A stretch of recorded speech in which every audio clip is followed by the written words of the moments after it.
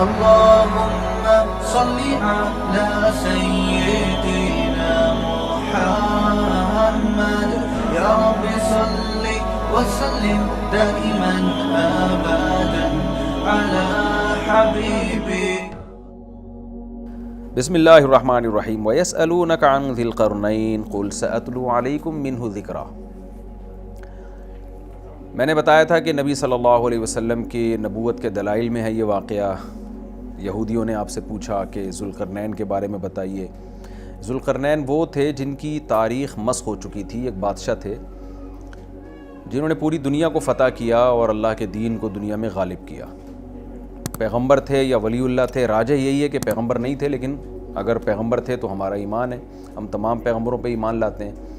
بعض ایسے ہیں جن کے بارے میں قرآن نے بتا دیا کہ یہ اللہ کے پیغمبر تھے، بعض ایسے ہیں جن کے بارے میں قرآن نے مبہم رکھا.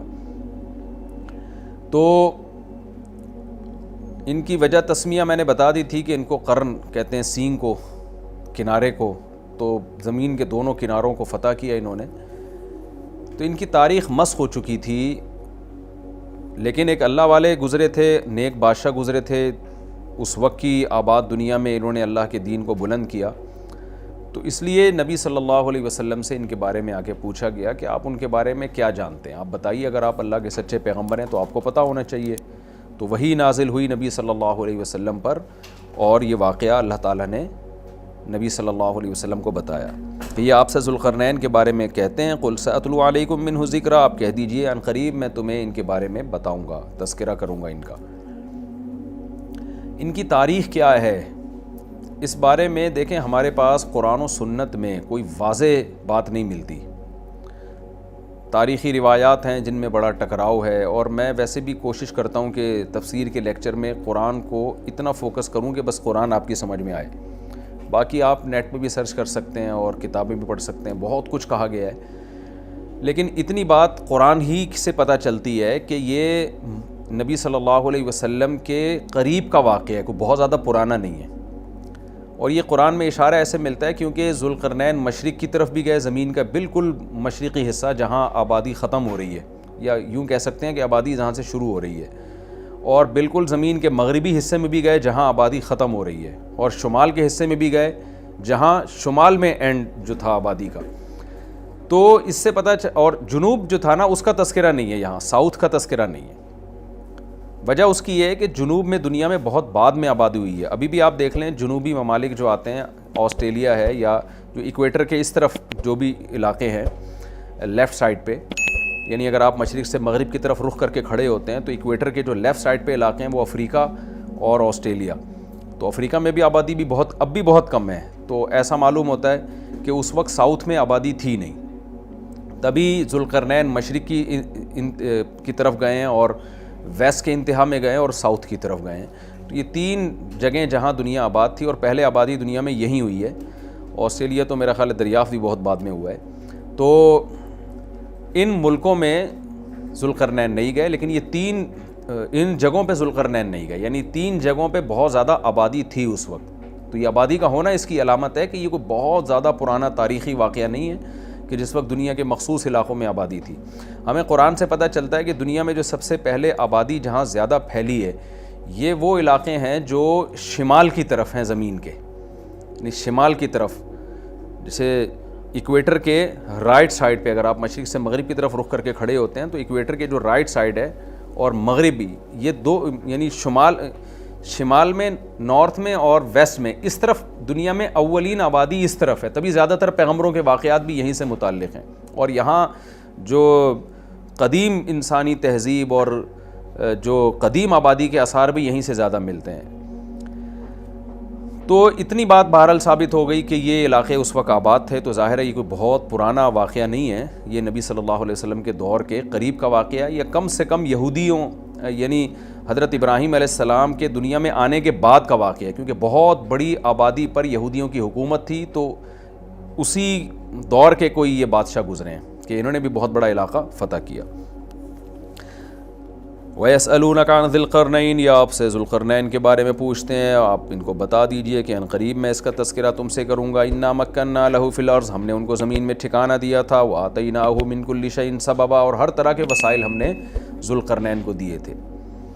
فَأَتْبَعَ سَبَبًا، آپ نے راستوں کو اختیار کیا یا وسائل کو اختیار کیا، ان وسائل کو اختیار کر کے جہاد کیا اللہ کے راستے میں. حتیٰ اذا بلغ مغرب الشمس، جب سورج غروب ہونے کی جگہ پہنچے. وجدہا تغرب فی عین حمیۃ، آپ نے اس کو سیاہ پانی میں غروب ہوتے ہوئے پایا. مغرب شمس کا مطلب ظاہر ہے جہاں سورج غروب ہوتا ہے وہاں تو دنیا میں کوئی جا ہی نہیں سکتا، زمین گول ہے وہ تو گھومتا ہی رہے گا، ہر جگہ ہی سورج غروب ہو رہا ہوتا ہے. لیکن آج بھی دنیا میں مشرقی ممالک اور مغربی ممالک کہلاتے ہیں. جیسے قرآن میں آتا ہے نا، وَأَوْرَثْنَا الْقَوْمَ الَّذِينَ كَانُوا يُسْتَضْعَفُونَ مَشَارِقَ الْأَرْضِ وَمَغَارِبَهَا الَّتِي بَارَكْنَا فِيهَا، کہ ہم نے بنی اسرائیل کو وارث بنا دیا جو ضعیف سمجھے جاتے تھے، زمین کے مشرقوں کا بھی اور زمین کے مغربوں کا بھی. تو مشرقوں اور مغربوں سے کیا مراد ہے؟ وہ آبادی جو ایسٹ کی طرف ہے اور وہ آبادی جو ویسٹ کی طرف ہے. تو یہ مطلب ہے مشرق اور مغرب کا. تو قرآن کے مشرق سے یہی مراد ہوتا ہے کہ وہ آبادی جو ایسٹ کی طرف، آج جس کو ایسٹ کہتے ہیں، اور وہ آبادی جو ویسٹ کی طرف. تو سورج کے غروب ہونے کی جگہ کا مطلب کیا؟ مطلب وہ آباد علاقہ، آخری علاقہ جہاں سورج غروب ہو جاتا ہے. یعنی جب ہم زمین کے بیچ میں کھڑے ہوتے ہیں تو وہ ویسٹ کا علاقہ جہاں اس کے بعد پھر آبادی نہیں ہے. تو یہ مغرب الشمس سے مراد ہے. وجدہا تغرب فی عین حمیہ، یعنی آپ تو علاقے فتح کرتے چلے جا رہے تھے تو جہاں آبادی بالکل ختم ہو گئی تو آپ نے سورج کو پایا، محسوس کیا کہ وہ عین چشمے کو بھی کہتے ہیں اور مطلق پانی کو بھی کہتے ہیں، سمندر کو بھی کہتے ہیں. اصل اطلاق تو اس کا چشمے پر ہوتا ہے، لیکن اس کا عربی لغت میں ہی ہر طرح کے پانی پر بھی اس کا اطلاق ہوتا ہے. تو زیادہ تر مفسرین اس طرف گئے ہیں کہ اس سے مراد ہے سمندر، یعنی سمندر میں ڈوبتا ہوا پایا. مطلب یہ کہ آگے آبادی ختم ہو رہی تھی اور آپ مزید آگے جا نہیں سکے. تو آپ نے اس کو حمآ سے نکلا ہے. حمآ عربی میں کوئلے کو کہتے ہیں، گرم کوئلہ جو نا سیاہ. تو حمیہ سیاہی والا، یعنی سیاہی والا پانی. تو اس سیاہی والے پانی سے بلیک کلر بھی مراد ہو سکتا ہے. یہ کیچڑ پہ بھی اس کا اطلاق ہوتا ہے، کیونکہ کیچڑ مٹی کے ساتھ جب ملا ہوا ہوتا ہے نا تو وہ بھی پانی سیاہ نظر آتا ہے. اور اس سے مراد یہ بھی، سیاہ کا اطلاق عربی میں جو بھی گہرا کلر ہوگا نا اس کو بھی عربی میں سودا کہا جاتا ہے، اسود کہا جاتا ہے. تو اس پر بھی اطلاق ہو سکتا ہے. خلاصہ یہ نکلے گا کہ جب وہ پانی میں سورج ڈوب رہا تھا تو وہ پانی کا رنگ گہرا تھا. اب اس کی بہت ساری تفسیریں کی گئی ہیں کہ کیا مراد ہے اس سے، واللہ عالم. یہ تو جب کوئی مغربی علاقوں میں جائے وہاں کھڑے ہو کر ریسرچ کرے اور وہاں ڈوبتا ہوا دیکھے تو پتہ چلے گا. بہرحال انسان کو ایسا ہی لگتا ہے جب وہ سمندر کے کنارے کھڑا ہوتا ہے تو وہ پانی سمندر میں ڈوب رہا ہوتا ہے. اب دیکھیں یہاں بعض لوگوں نے قرآن پہ اعتراض کیا ہے کہ سورج تو پانی میں نہیں ڈوبتا، سورج تو گول ہی گھومتا رہتا ہے. تو قرآن نے یہ نہیں کہا کہ سورج پانی میں ڈوب رہا تھا، بلکہ قرآن نے کہا وجدہا، ذوالقرنین نے پایا ایسا، ذوالقرنین کو ایسا لگا کہ پانی میں ڈوب رہا ہے. تو یہ میں سمجھتا ہوں خود قرآن کی صداقت کی دلیل ہے کہ اس وقت دنیا یہ سمجھتی تھی کہ سورج کوئی خاص جگہ ہے جہاں جا کے غائب ہو جاتا ہے اور پھر مشرق سے طلوع ہوتا ہے، کسی جگہ سے نکل رہا ہوتا ہے. اس وقت دنیا، جب اسلام دنیا میں آیا تو اتنی زیادہ، خاص طور پہ عرب کے بدوؤں کے پاس، عربوں کے پاس اتنی نالج نہیں تھی کہ زمین گول ہے اور سورج اسی طرح چکر لگائے چلا جا رہا ہے. عربوں کے پاس کم از کم اتنی نالج نہیں تھی. ہو سکتا ہے یونان میں اور ادھر ادھر علاقوں میں وہاں کے سائنسدان یہ بات جان گئے ہوں، لیکن عربوں کے پاس نالج نہیں تھی. یہ آیت قرآن مجید کی معجزے کی اور بلاغت کی کتنی بڑی دلیل ہے. قرآن یہ بھی تو کہہ سکتا تھا حتیٰ اذا بلغ مغرب الشمس، یہاں تک کہ جب ذوالقرنین مغربی علاقے کی طرف پہنچے جہاں سورج غروب ہوتا ہے تو تغرب فی عین حمیۃ، سورج غروب ہونے لگا پانی کے اندر. وجدہ کا لفظ اگر قرآن نہ لے کر آتا نا تو قرآن کی آیت سائنسی اصولوں کے بالکل خلاف ہو جاتی. عرب تو مان لیتے کہ سورج غروب ہوتا ہے سمندر کے اندر، لیکن یہ سائنس اس کو غلط ثابت کر دیتی ہے آج کے دور میں. تو قرآن نے اس وقت بھی جو ایکسپلین کیا ہے سائنسی اصولوں کو، ان میں یہ رعایت کی ہے کہ کل 1400 سال کے بعد جا کے قرآن کی کسی آیت پر کوئی سائنٹسٹ بھی انگلی نہ اٹھا سکے. اس لیے قرآن نے الفاظ یہ کہے وجدہا، ذوالقرنین کو ایسا لگا کہ وہ پانی میں ڈوب رہا ہے. آپ آج بھی ساحل سمندر پہ کھڑے ہوتے ہیں مغرب کی طرف رخ کر کے تو آپ کو ایسا لگتا ہے کہ سورج پانی کے اندر ڈوب رہا ہے. تو آپ دیکھیں کہ اگر نبی صلی اللہ علیہ وسلم اللہ کے سچے نبی معاذ اللہ نہ ہوتے تو آپ یہ یوں آیت پڑھ دیتے کہ سورج پانی میں ڈوب رہا تھا، لیکن آپ صلی اللہ علیہ وسلم پر اللہ کی طرف سے کلام نازل ہوا اور اللہ کو کے علم میں یہ بات تھی کہ سورج پانی میں ڈوبتا نہیں ہے، اس لیے اللہ تعالیٰ نے پہلے ہی فرما دیا کہ ذوالقرنین کو ایسا لگا کہ سورج پانی میں غروب ہو رہا ہے، وجد عندها قوما، تو وہاں آپ نے مغرب شمس میں یعنی زمین کے انتہائی مغرب کی جانب ایک قوم کو پایا، لوگ آباد تھے وہاں پہ۔ قلنا یا ذا القرنین اما ان تعذبا، جب ذوالقرنین نے وہ علاقہ فتح کیا ہے تو اللہ تعالیٰ کہتے ہیں ہم نے ذوالقرنین کو وحی کی۔ اب اگر ذوالقرنین اللہ کے ولی تھے تو یہ آپ کے دل میں الہام ہوا، اور اگر اللہ کے پیغمبر تھے تو پراپر وحی آئی آپ کے اوپر۔ وہ کیا وحی تھی؟ ہم نے ذوالقرنین سے کہا، یا بعض علماء نے یہ بھی کہا ہے کہ اس وقت کے پیغمبر کو حکم ہی یہی تھا کہ اپنے امتیوں کو بتا دیں کہ اس طرح سے جہاد ہوگا کہ آپ جب کسی علاقے کو پکڑیں گے تو آپ کے پاس یہ آپشن ہوگا کہ چاہے ان کو قتل کر دیں چاہے ان کو چھوڑ دیں۔ تو قلنا یا ذا القرنین کا مطلب قلنا بذریعتی نبی ہی، ہم نے نبی کے ذریعے ذوالقرنین کو کہا۔ اس وقت کے جو بھی نبی تھے ان کی تعلیمات ہی یہی تھیں۔ جیسے آج ہم کسی سے کہتے ہیں نا کہ بھائی اللہ تم سے کہہ رہا ہے کہ 5 ٹائم نمازیں پڑھو، تو وہ کہہ سکتا ہے اللہ مجھ سے تو نہیں کہہ رہا، تو ہم کہیں گے اللہ پیغمبر کے ذریعے آپ سے کہہ رہا ہے، پیغمبر کی احادیث آپ کے پاس موجود ہیں۔ تو حضرت ذوالقرنین کو یا تو اللہ نے ڈائریکٹ وحی کی یا الہام کیا، یا وقت کے پیغمبر کی تعلیمات حضرت ذوالقرنین کے پاس پہنچی تھیں۔ وہ تعلیمات یہی تھی کہ جو قوم آپ نے پکڑی ہے، جو گرفتار ہوئے ہیں جنگ کے ذریعے، جو علاقہ فتح ہوا ہے، ان کے ساتھ ان 2 میں سے ایک معاملہ آپ کریں۔ وہ معاملہ کیا ہے؟ اما ان تعذبا، اے ذوالقرنین یا تو ان کو عذاب دے، وَإِمَّا أَن تَتَّخِذَ فِيهِمْ حُسْنًا، یا آپ کے پاس یہ بھی آپشن ہے کہ آپ ان میں کے ساتھ اچھا سلوک کریں، ان کو چھوڑ دیں آپ۔ تو آپ کے پاس دونوں آپشن ہیں، جو چاہیں آپ کریں۔ قَالَ أَمَّا مَنْ ظَلَمَ فَسَوْفَ نُعَذِّبُهُ، حضرت ذوالقرنین نے فرمایا جو ان میں ظالم ہوگا ہم اس کو سزا دیں گے۔ ثُمَّ يُرَدُّ إِلَىٰ رَبِّهِ، پھر وہ لوٹایا جائے گا اپنے رب کی طرف آخرت میں۔ فَيُعَذِّبُهُ عَذَابًا نُكْرًا، تو اللہ تعالیٰ بھی اس کو بہت سخت عذاب دے گا آخرت کے دن۔ وَأَمَّا مَنْ آمَنَ وَعَمِلَ صَالِحًا، اور ان میں جو ایمان لے آیا اور نیک اعمال کیے، فَلَهُ جَزَاءً الْحُسْنَى، اس کے لیے اچھا بدلہ ہے۔ وَسَنَقُولُ لَهُ مِنْ أَمْرِنَا يُسْرًا، اور ہم ان قریب اس کے لیے اچھا معاملہ کریں گے، اس کو اور نوازیں گے ہم۔ دیکھیں دنیا میں جہاد جب بھی ہوتا ہے نا، چاہے یہودیوں نے کیا ہو، چاہے عیسائیوں نے کیا ہو، چاہے مسلمانوں نے کیا ہو، تو جہاد کی 2 قسمیں ہیں، ایک دفاعی جہاد کہلاتا ہے اور ایک اقدامی جہاد کہلاتا ہے۔ دفاعی جہاد کا مطلب یہ ہوتا ہے کہ کسی قوم نے آپ پہ حملہ کیا تو ظاہر ہے آپ نے دفاع کرنا ہے، جیسے تیسے ممکن ہو اپنا ڈیفینس کرنا ہے۔ اس جہاد کو ساری دنیا جائز سمجھتی ہے، آپ کا ذاتی حق سمجھتی ہے۔ ایک جہاد وہ ہوتا ہے جو اقدام کرنا۔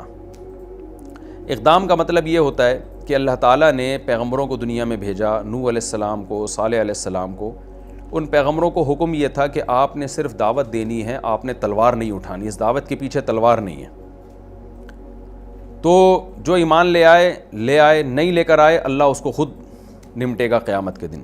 جیسے نوح علیہ السلام 950 سال دعوت دیتے رہے، 40-50 لوگ ایمان لے کر آئے، باقیوں کو اللہ نے تباہ کر دیا۔ صالح علیہ السلام دعوت دیتے رہے، شعیب علیہ السلام دعوت دیتے رہے، اور ہود علیہ السلام دعوت دیتے رہے، ابراہیم علیہ السلام دعوت دیتے رہے، لوط علیہ السلام دعوت دیتے رہے۔ ان تمام پیغمبروں کی دعوت کے پیچھے تلوار نہیں تھی۔ حضرت موسیٰ علیہ السلام بھی دعوت دیتے رہے، اس کے پیچھے بھی تلوار نہیں تھی، لیکن جب فرعون تباہ برباد ہو گیا، غرق ہو گیا، پھر موسیٰ علیہ السلام کے پاس ایک ریاست آئی چھوٹی سی، پھر موسیٰ علیہ السلام کو اللہ نے حکم دیا کہ اب آپ تلوار لے کے جہاد کریں۔ تو ہم پچھلی امتوں میں دیکھتے ہیں جہاد کا حکم ہمیں نہیں ملتا، لیکن ہم موسیٰ علیہ السلام اس قرآن میں اگر ہم دیکھتے ہیں تو موسیٰ علیہ السلام کے دور سے ہمیں لگتا ہے کہ باقاعدہ تلوار کا تذکرہ ملتا ہے کہ اللہ تعالیٰ نے حضرت موسیٰ کو حکم دیا کہ اپنی قوم کو کہیں کہ قوم عمالقہ پہ آپ جا کے لڑائی کریں۔ پھر مشہور واقعہ ہے کہ یہودیوں نے کہا کہ ہم سے نہیں لڑا جاتا، جس پہ ان کو سزا ملی ہے، اور وادی عتیق میں 40 سال وہ دھکے کھاتے رہے۔ تو وہاں قوم عمالقہ نے کوئی حملہ نہیں کیا تھا موسیٰ علیہ السلام پر، بلکہ موسیٰ علیہ السلام کو خود حکم تھا کہ آپ نے ان کے اوپر حملہ کرنا ہے۔ اس کے بعد جو سلیمان علیہ السلام کی تاریخ ہے، داؤد علیہ السلام کی تاریخ ہے، یہاں اسٹیٹ تھی اور باقاعدہ یہاں سے حملے ہوتے رہے ہیں دوسری ریاستوں پر، جس کی وجہ سے یہودیوں کی ایک بہت بڑی ریاست دنیا میں قائم ہو گئی۔ تو یہ کہلاتا ہے اقدامی جہاد۔ اس کا فلسفہ یہ ہے کہ یہ زمین اللہ کی ہے، تو اللہ تعالیٰ صرف انسانوں سے یہ مطالبہ نہیں کرتے کہ جو ایمان لانا چاہے لے آئے، جو نہ لانا چاہے اس کو اپنے حال پہ چھوڑ دو، ٹھیک ہے، زبردستی کسی کو مسلمان نہیں بنایا جائے گا، لیکن زمین پر جو نظام چلے گا وہ اللہ کا چلے گا نظام، تو اس نظام کو قائم کرنے کے لیے تلوار اٹھانے کا حکم ہے۔ تو یہ یہود میں بھی رہا ہے، عیسائیوں میں بھی رہا ہے، اب پچھلی امتوں میں کیوں نہیں تھا؟ وجہ اس کی بار بار میں بتاتا رہتا ہوں کہ اللہ تعالیٰ نے اس دنیا کو جوڑا ہے اسباب کے ساتھ۔ اگر ہم قرآن کا مطالعہ کرتے ہیں، پچھلی امتوں میں جو اقدامی جہاد نہیں رہا اس کی وجہ یہ تھی کہ اہل اسلام بہت کمزور تھے، وہ لڑ نہیں سکتے تھے۔ نوح علیہ السلام کے دور میں 40-50 لوگ مسلمان ہوئے ہیں، وہ ہزاروں کا مقابلہ نہیں کر سکتے تھے، لہذا ان کو حکم دیا گیا کہ بس آپ نے دعوت دینی ہے، دعوت دینی ہے۔ نوح علیہ السلام 950 سال دن میں بھی رات میں بھی پکارتے رہے۔ صالح علیہ السلام کے ساتھ بہت تھوڑے لوگ ایمان لائے، ہود علیہ السلام کے ساتھ بہت تھوڑے لوگ، لوط علیہ السلام کے ساتھ بہت تھوڑے لوگ، ابراہیم علیہ السلام کے ساتھ تو 2-4 کے علاوہ آپ کی 2 ازواج تھیں اور آپ کے بھانجے، ان کے علاوہ ہمیں نہیں پتہ چلتا کہ کوئی اور شخص تیسرا بھی ایمان لے کر آیا، تو آپ نے ہجرت کر کے علاقہ ہی چھوڑ دیا۔ تو یوسف علیہ السلام کا بھی ایسا ہوا کہ جب مصر میں گئے ہیں تو بہت تھوڑی تعداد میں بنی اسرائیل تھے، وہ مصریوں سے لڑ نہیں سکتے تھے، لیکن جب موسیٰ علیہ السلام کے دور میں بنی اسرائیل کو نجات ملی ہے، اچھا پھر موسیٰ علیہ السلام کو بھی حکم نہیں تھا کہ فرعون کے خلاف تلوار اٹھائیں، ظاہر ہے گراؤنڈ ریئلٹی یہ کہہ رہی تھی کہ ایسا ہو نہیں سکتا کہ ایک قوم جو غلام بنی ہوئی ہے اور اس کے پاس اپنے ظلم سے بچنے کے لیے وسائل نہیں ہیں، وہ ایک مضبوط ریاست کے خلاف خروج کیسے کر سکتی ہے، لہذا وہاں بھی اللہ نے اپنی طاقت اور قدرت سے فرعون کو تباہ و برباد کر دیا۔ اب جو بنی اسرائیل بچے نا، ظلم سے آزاد ہوئے، اب ان کے پاس ایک چھوٹی سی اسٹیٹ آ گئی، اب ان کو حکم ہوا کہ اب تم نے زمین پر اللہ کا نظام نافذ کرنا ہے۔ تو یہاں بہت سے لوگ اعتراض کرتے ہیں کہ بھئی یہ اسلام کس بات کا حکم دے رہا ہے، کہ یا قرآن کس بات کا حکم دے رہا ہے پیغمبروں کو کہ جی تلوار اٹھائیں اور زمین پر اللہ کے نظام کو نافذ کریں۔ تو اس کو خوب اچھی طرح سمجھیں کہ زمین پر کوئی بھی نظام جب نافذ ہوتا ہے نا، اس کے پیچھے تلوار ہی ہوتی ہے، چاہے جمہوری نظام ہو، چاہے وہ آمرانہ نظام ہو، جتنے بھی دنیا میں اس وقت بھی سسٹم چل رہے ہیں وہ سب تلوار کے زور سے ہی نافذ کیے گئے، تلوار کا مطلب زبردستی نافذ کیے گئے ہیں، اس میں ہر ایک سے اس کی رائے نہیں لی جاتی کہ آپ یہ چاہتے ہیں کہ نہیں چاہتے ہیں۔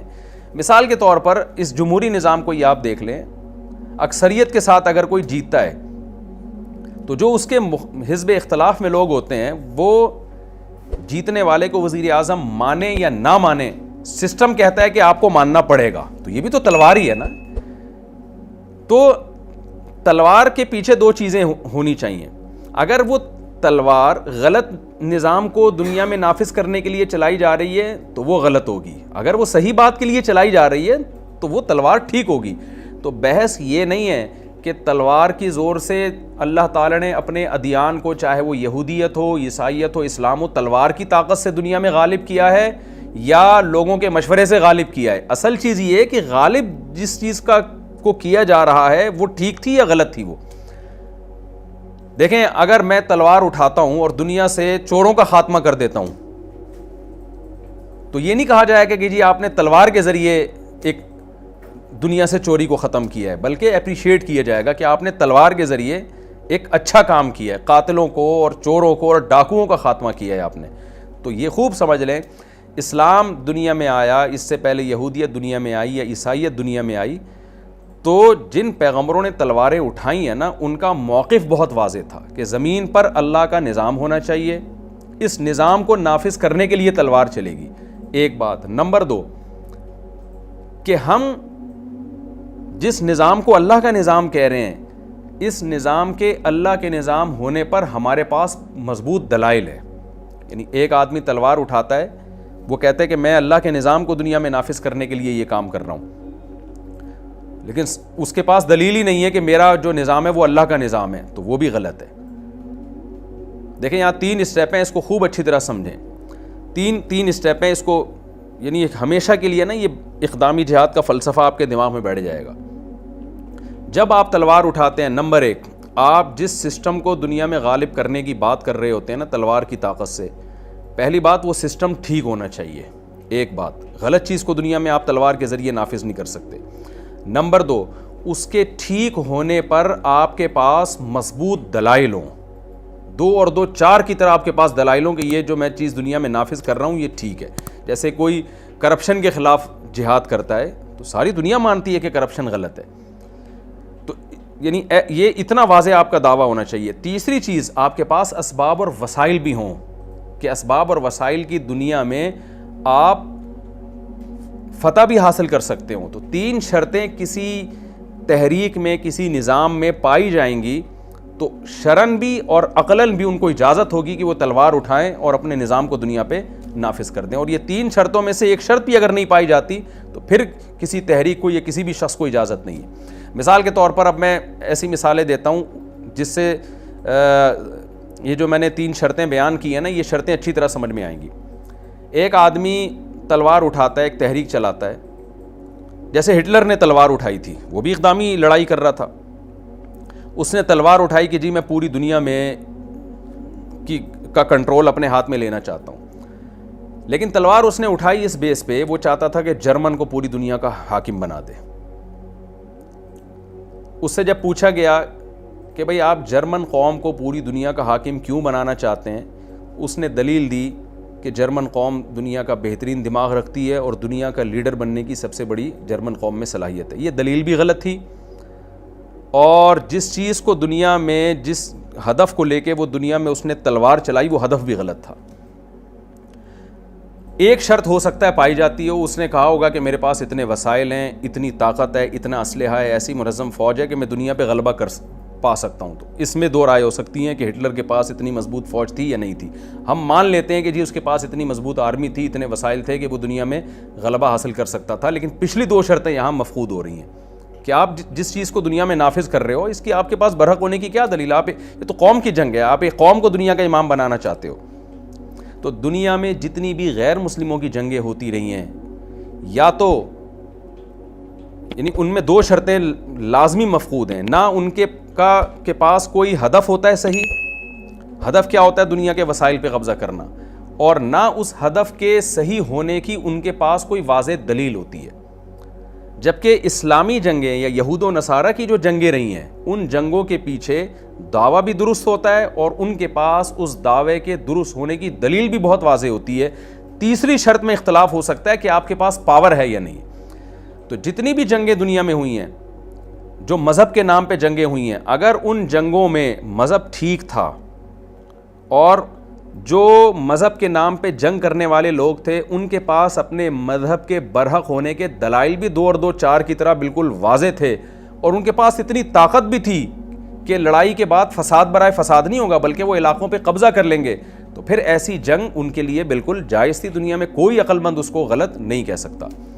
تو یہ اقدامی جہاد ہے جو اسلام میں بھی رہا ہے، یہودیوں میں بھی رہا ہے اور عیسائیوں میں بھی رہا ہے. اور میں بار بار یہ بات کہتا ہوں، ہمارے ایک دوست اٹلی گئے نا، تو انہوں نے کہا کہ وہاں پہ ایک اٹلی میں جو ایک سٹی ہے جو پانی پہ ہے، اس کا نام اس وقت میرے ذہن سے نکل گیا، میں ہو کے بھی آیا ہوں، چاروں طرف پانی ہے. تو وہاں ایک بورڈ انہوں نے لگا کے رکھا ہوا ہے کہ مسلمان فاتحین جب یورپ میں داخل ہوئے تو جو ناجائز قبضہ انہوں نے کیا اور تلواریں چلائی تو ہم بھاگ کے ان جزیروں میں محصور ہو گئے تھے. تو میرے دوست نے مجھے اٹلی سے فون کیا کہ یہ 2 مسلمان فاتحین کے بارے میں اس طرح کے بورڈز پہ یہاں چیزیں لکھی ہوئی ہیں. میں نے ان سے کہا کہ ان سے آپ یہ کہنا کہ یورپ جو عیسائیوں کے ہاتھ میں آیا نا، تو وہ بھی فاتحین ہی آئے تھے، وہاں پہ یہودیوں کو بھگایا تھا ان فاتحین نے. تو آپ نے جو یورپ پہ قبضہ کیا تھا وہ بھی مذہب کی بیس پہ کیا تھا کہ آپ کے پیچھے عیسیٰ علیہ السلام کی دعوت تھی اور آپ کا یہ ہدف تھا کہ حضرت عیسیٰ برحق نبی ہیں، اور جو نبی برحق ہوتا ہے اسی کی تعلیمات کو دنیا میں ہم نے غالب کرنا ہے. تو آپ کے مقابلے میں یہودی کھڑے ہوئے، آپ نے یہودیوں سے علاقے چھین کے ان پہ قبضہ کیا. تو اس لیے یہ احتجاج کا حق تو یہودیوں کو ہونا چاہیے کہ ہم سے علاقے چھینے گئے ہیں. پھر ہم یہودیوں کی طرف آتے ہیں تو یہودی اگر کہے گا ہم پہ ظلم ہوا، عیسائیوں نے جنگیں لڑ کے ہم سے ہمارے علاقے چھینے، تو ہم یہودیوں سے بھی یہ کہیں گے کہ جناب آپ نے بھی داؤد علیہ السلام اور سلیمان علیہ السلام کی قیادت میں جہاد ہی کیا تھا. اس وقت آپ کا دعویٰ یہ تھا کہ داؤد علیہ السلام کا دین سچا ہے، سلیمان علیہ السلام کا دین سچا ہے، موسیٰ علیہ السلام کا دین سچا ہے، لہذا اس دین کو دنیا میں غالب ہونا چاہیے. اور آپ کے پاس اس کے برحق ہونے کے دلائل بھی تھے اور آپ کے پاس طاقت بھی تھی اور یہ مذہب بھی واقعی برحق تھا، لہذا آپ کا حق تھا کہ آپ دنیا پہ حکومت کریں. تو آپ نے حکومت کی. تو اب یہی دعویٰ پھر اسلام کا بھی دعویٰ ہے کہ محمد صلی اللہ علیہ وسلم برحق نبی ہیں اور مسلمانوں کے پاس آپ صلی اللہ علیہ وسلم کے نبی ہونے کے اور اسلام کے سچے ہونے کے 2 اور 2 4 کی طرح واضح روشن دلائل بھی ہیں، اور مسلمانوں کے پاس پاور بھی تھی لڑنے کی۔ 100% پاور کا ہونا تو ضروری نہیں ہے، آدھی پاور بھی ہو تو قرآن نے مدد کا وعدہ کیا ہے، تو جذبہ بھی تھا۔ تو اسی جذبے کے تحت اگر مسلمانوں نے آپ کے علاقوں پہ قبضہ کر لیا تو کوئی نیا کام نہیں ہوا ہے، وہی کام ہوا ہے جو یہودی پہلے مشرکین کے خلاف کرتے رہے، پھر عیسائی یہودیوں کے خلاف کرتے رہے، اور اس کے بعد مسلمان فاتحین پھر دونوں کے خلاف کرتے رہے ہیں۔ تو کوئی اچھمبے کی بات نہیں ہے، تو یہ دنیا کا رواج بھی ہے اور عقل بھی اسی کو درست کہتی ہے۔ اور پھر ہم جو مشرکین ہیں، جو اقدامی جہاد کے قائل نہیں ہیں، جو بت پرست ہیں، ان کی بھی ماضی اگر تاریخیں اٹھا کے دیکھیں تو ان کے پاس بھی آج جتنے علاقے ہیں وہ بھی سارے تلوار کی طاقت سے ہی انہوں نے فتح کی ہیں۔ یہ تو جمہوری نظام دنیا میں اب آیا ہے، پہلے تلواریں ہی چلتی رہی ہیں۔ محمد بن قاسم کے بارے میں کہا جاتا ہے نا کہ یہ علاقہ تو راجہ داہر کا تھا، محمد بن قاسم نے وہاں سے آ کے سندھ پہ حملہ کر کے جبراً سندھ کو فتح کر کے اسلام میں اور اسلامی ریاست میں داخل کیا، تو یہ تو اصل میں تو ہندوؤں کا تھا اور راجہ داہر کا تھا۔ تو وہاں بھی ہے کہ راجہ داہر کون سا الیکشن کے ذریعے آیا تھا، راجہ داہر بھی تلوار کی طاقت سے ہی اس نے ان علاقوں پہ قبضہ کیا تھا۔ تو تلوار ہی کی طاقت سے دنیا میں حکومتیں ہمیشہ قائم ہوئی ہیں۔ یہ تو ایک دفعہ جب قائم ہو گئیں تو بڑی جنگوں سے روکنے کے لیے پھر آپس میں ان کے ایگریمنٹ ہوئے ہیں کہ ہم ایک دوسرے کے خلاف لڑیں گے نہیں۔ تو یہ میں نے پوری جو لمبی چوڑی تقریر کی ہے نا آپ کے سامنے، یہ اسلام کے اقدامی جہاد کو سمجھانے کے لیے۔ تو مسلمان فاتحین جو اللہ کے نیک بندے ہیں یہ ہمیشہ سے رہے ہیں، جن میں ایک ذوالقرنین ہے۔ تو اللہ نے حضرت ذوالقرنین کا واقعہ یہ سمجھانے کے لیے بھی بیان کیا ہے کہ الذین آمنوا یقاتلون فی سبیل اللہ والذین کفروا یقاتلون فی سبیل الطاغوت۔ دنیا میں ہمیشہ تلوار چلی ہے، چلی کس کام کے لیے؟ جو ایمان والے ہیں انہوں نے قوم پرستی کے لیے، وسائل پہ قبضہ کرنے کے لیے تلوار نہیں چلائی، بلکہ اللہ کے نظام کو دنیا میں غالب کرنے کے لیے چلائی۔ والذین کفروا یقاتلون فی سبیل الطاغوت، اور جو خدا کو نہیں ماننے والے انہوں نے بھی تلواریں چلائی ہیں لیکن شیطانی نظام کو دنیا میں نافذ کرنے کے لیے۔ تو ذوالقرنین کا واقعہ بھی جو اصل سبق ہمیں اس سے ملتا ہے وہ یہ ملتا ہے کہ اللہ کے نیک بندوں نے تلواریں اٹھائی ہیں اور دنیا میں اللہ کے نظام کو نافذ کیا ہے۔ اور یہ ٹاپک میں ایک بات پہ ختم کرتا ہوں، وہ یہ کہ اگر کوئی غیر مسلم کہتا ہے نا کہ اسلام تلوار کے زور سے پھیلا ہے، تو آپ اس کو یہ کہہ دیا کریں کہ اسلام نے تلوار کے زور سے نمازوں کو پھیلایا، توحید کو پھیلایا، دنیا سے زنا کو ختم کیا، شراب کو ختم کیا، سودی نظام کو ختم کیا۔ تم نے جو تلوار چلائی ہے، تم نے دنیا کو زنا سے بھر دیا، تم نے دنیا میں شراب کو عام کر دیا، تم نے ماں باپ کے لیے اولڈ ہاؤس بنا کے اولڈ ہاؤس میں جمع کرنے کے کلچر کو پروموٹ کیا۔ تو تلوار دنیا میں ہر جگہ چلی ہے۔ مسلمان کی تلوار سے رشتہ داری جوڑنے کا نظام پیدا ہوا اور پاک دامنی کا نظام پیدا ہوا، ایک خدا کی عبادت پہ لوگ آئے، اور کفر کی تلوار سے دنیا میں بے غیرتی اور بے حیائی پھیلی ہے جو آج ساری دنیا اپنی آنکھوں سے دیکھ رہی ہے، خودکشیاں پھیلی ہیں۔ تو تلوار تو دونوں نے چلائی ہے لیکن تلوار سے نافذ کیا گیا ہے، اس کو دیکھنا پڑے گا۔ تو یہ حضرت ذوالقرنین کے واقعے سے بھی ہمیں سبق ملتا ہے کہ آپ نے بھی تلوار، تو دنیا میں سارے فاتحین تلوار ہی چلاتے رہے ہیں۔ قال اما من ظلم فسوف نعذبه ثم يرد الى ربه۔ اللہ تعالیٰ فرماتے ہیں کہ جب ذوالقرنین نے علاقہ فتح کیا تو ہم نے ذوالقرنین سے کیا کہا؟ اما ان تعذب، آپ کو اختیار ہے، آپ چاہیں تو ان کو عذاب دیں۔ کیا مطلب؟ قتل کر دیں ان کو۔ میدان جنگ میں پکڑے گئے ہیں، لڑائی کے بعد پکڑے گئے ہیں تو آپ کو یہ حق ہے قتل کر دیں۔ وَإِمَّا أَن تَتَّخِذَ فِيهِمْ حُسْنًا، یہ بھی آپ کے پاس حق ہے۔ اس زمانے کی شریعت میں ایسا ہی ہوگا کہ آپ ان پر احسان کر کے ان کو چھوڑ دیں، تو آپ کو اللہ نے دونوں اختیار دیے۔ اس زمانے کی شریعت میں ایسا ہی تھا۔ قال اما من ظلم، حضرت ذوالقرنین کی اللہ تعریف کر رہا ہے کہ ذوالقرنین نے فیصلہ یہ کیا کہ نہ تو میں سب کو چھوڑوں گا نہ میں سب کو قتل کروں گا، میں کیا کروں گا؟ من ظلم، جو ظلم کرے گا، فسوف نعذبہ، عن قریب اس کو میں سزا دوں گا۔ یہاں ظلم سے مراد ہے کفر پہ باقی رہے گا، جو کفر پہ باقی رہے گا، شرک کرتا رہے گا، برائیوں میں پڑا رہے گا، تو اس کو میں عذاب دوں گا۔ بظاہر ایسا لگتا ہے عذاب سے مراد قتل کرنا۔ ثم یرد الی ربہ، پھر وہ اپنے رب کی طرف لوٹایا جائے گا۔ فیعذبہ عذابا نکرا، اللہ پھر اس کو اس سے بھی بڑا عذاب دے گا۔ دنیا میں تو یہ عذاب ملے گا، آخرت میں اس سے بھی بڑا عذاب ہوگا۔ اس سے پتہ چلتا ہے کہ پچھلی امتوں میں شاید جزیے کا رواج نہیں تھا۔ یہ تو اسلام نے احسان کیا کہ تلوار سے آپ نے کسی کو مسلمان نہیں کرنا، بلکہ ہماری شریعت میں حکم یہ ہے اللہ کا، اب تو اقدامی جہاد ہی ختم ہو گیا کیونکہ مسلمانوں کے پاس طاقت ہی نہیں، اپنے ملکوں کو بچانا مسلمانوں کے لیے مشکل ہو گیا ہے۔ لیکن پچھلی امتوں میں جب پچھلے جو مسلمانوں کے ماضی میں جب جہاد ہوا ہے تو ہماری شریعت نے ہمیں، قرآن میں بھی ہے یہ حکم اور احادیث میں تو بہت ہی واضح ہے کہ کسی بھی علاقے کو جب فتح کیا جائے گا تو تلوار کے زور سے کسی کو مسلمان نہیں بنایا جائے گا، بلکہ ان کو پہلے دعوت دی جائے گی. اگر وہ اسلام قبول کر لیتے ہیں تو ان کو چھوڑ دیا جائے گا، اگر اسلام قبول نہیں کرتے تو تلوار چلے گی، اور تلوار کے بعد پھر ان پہ جزیے کو نافذ کیا جائے گا، ان کے جان اور مال کا تحفظ کیا جائے گا، اور ان کی عبادت گاہوں کو بھی باقی رکھا جائے گا، اور ان سے ایک مخصوص قسم کا ٹیکس لیا جائے گا ہر سال، جو بہت تھوڑا ہے. ہم فقہ کی کتابیں جب پڑھاتے ہیں طلبہ کو تو اس میں اس پوری جو جزیے کی مقدار کتنی ہوگی، مالدار پہ مالدار کتنا جزیہ دے گا، ایک متوسط درجے کا غیر مسلم کتنا جزیہ دے گا، اور غریب کتنا دے گا، یہ پوری ڈیٹیل فقہ کی کتابوں میں فقہاء نے قرآن و حدیث سے نکال کے لکھی ہوئی ہے. لیکن یہاں اس کا موقع نہیں ہے، لیکن وہ بہت تھوڑی ہے اور وہ قسطوں میں لی جاتی ہے، بہت تھوڑی، اور اس کے بدلے میں جو ان کو بینیفٹس ملتے ہیں بہت زیادہ ملتے ہیں کہ ان کو پوری آزادی مل جاتی ہے. پھر تو ایسے غیر مسلموں کو ذمی کہا جاتا ہے. تو اسلام نے تو بہت زیادہ یعنی غیر مسلموں کے ساتھ رواداری والا معاملہ کیا ہے. یہ رواداری والا معاملہ اسلام سے پہلے یہود و نصارہ میں نہیں تھا، یعنی ان کی شریعت سخت تھی اس معاملے میں. ہماری شریعت نے بہت ہمیں چھوٹ دی ہے کہ آپ غیر مسلم کو قتل نہیں کر سکتے اس بیس پہ کہ وہ کلمہ نہیں پڑھتا. لیکن آپ دیکھیں ذوالقرنین کو اللہ نے اجازت دے دی کہ چاہو تو بھائی سب کو قتل کر دو. ذوالقرنین نے کہا جو ظلم سے بچ جائے گا، یعنی شریعت کو فالو کرے گا، میں اس کے ساتھ اچھا سلوک کروں گا، جو نہیں کرے گا میں اس کو سزا دوں گا. تو اس شریعت میں اجازت تھی، ہماری شریعت میں نہیں ہے. لیکن ہماری شریعت میں بھی یہ محدود وقت کے لیے. جب حضرت عیسیٰ ابن مریم علیہ السلام نازل ہوں گے تو صحیح احادیث سے پتہ چلتا ہے وَيَضَعُ الْجِزْيَةَ، حضرت عیسیٰ کے دور میں جزیہ ختم ہو جائے گا. اما الاسلام و اما السیف، یا تو تلوار ہوگی یا اسلام ہوگا. یعنی حضرت عیسیٰ جب نازل ہوں گے تو وہاں بالکل یہی حکم ہوگا جو ذوالقرنین کو اللہ نے حکم دیا تھا. بلکہ ذوالقرنین کو تو اجازت دی تھی کہ آپ چاہیں تو ان کو چھوڑ دیں، چاہیں تو سزا دیں، لیکن عیسیٰ ابن مریم کو اجازت نہیں ہوگی. وہاں یہی ہوگا کہ اللہ کی حجت بندوں پر اتنی تمام ہو چکی ہے کہ حضرت عیسیٰ علیہ السلام کو حکم ہوگا کہ اس وقت جو مجاہدین ہیں، جو اسلام قبول کرے گا تو بچے گا، نہیں کرے گا تو اس کو قتل کیا جائے گا. لیکن خوب سمجھ لیں آج یہ حکم نہیں ہے، ہمیں اجازت نہیں ہے کہ ہم آج کسی غیر مسلم کو قتل کر لیں، قطعاً اس کی اجازت نہیں ہے. تو یہ دو مسئلے میں ایک بتا دوں، ایک تو حضرت عیسیٰ کا، اور ایک مسئلہ ہے کہ عرب میں اگر کوئی غیر مسلم ہے جب اس کے خلاف جہاد ہوگا تو کیا ہوگا. تو اس بارے میں امام ابو حنیفہ کا موقف یہ ہے کہ عرب کے خلاف جب لڑائی ہوگی تو اس میں بھی جزیہ نہیں ہے، یا تو اسلام ہے یا تلوار ہے. تو ماضی میں جو لڑائیاں عربوں کے خلاف ہوتی رہی ہیں، امام ابو حنیفہ کا موقف یہ ہے کہ ان سے جزیہ نہیں لیا جائے گا. اور دلیل اس کی یہی ہے کہ عربوں پہ حجت تمام ہو چکی ہے، قرآن ان کی زبان میں نازل ہوا ہے، وہ تو قرآن کو اچھی طرح سمجھتے ہیں، اس کے بعد ان پر حجت تمام ہو چکی ہے، لہذا ان کے لیے حکام سخت ہیں. جو عجمی ہیں ان کے لیے حکام نرم ہیں.